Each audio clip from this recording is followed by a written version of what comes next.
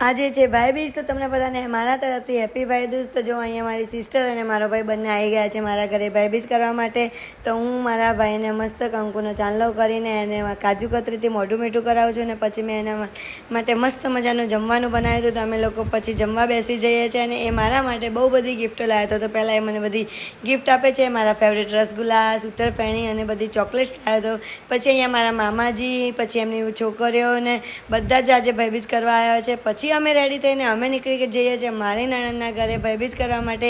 ત્યાં અમે મારા નણંદને મોઢું મીઠું કરાવીએ છીએ, અને જીજાજીને પણ મોઢું મીઠું કરાવીએ છીએ, અને પછી બધા જોડે ફોટોઝ ક્લિક કરાવીએ છીએ, અને પછી જમવા બેસીએ છીએ। મારા નણંદને મસ્ત મજાની ઇડલી સાંભાર બનાવ્યો તો બધા જમીને અને પછી શાંતિથી બેસીએ છીએ। તો પછી આઈસ્ક્રીમ લઈ આવે છે મારા નણંદ, તો બધા જોડે આઈસ્ક્રીમ ખાઈએ છીએ, અને પછી નીકળી જઈએ છીએ અમારા ઘરે જવા માટે।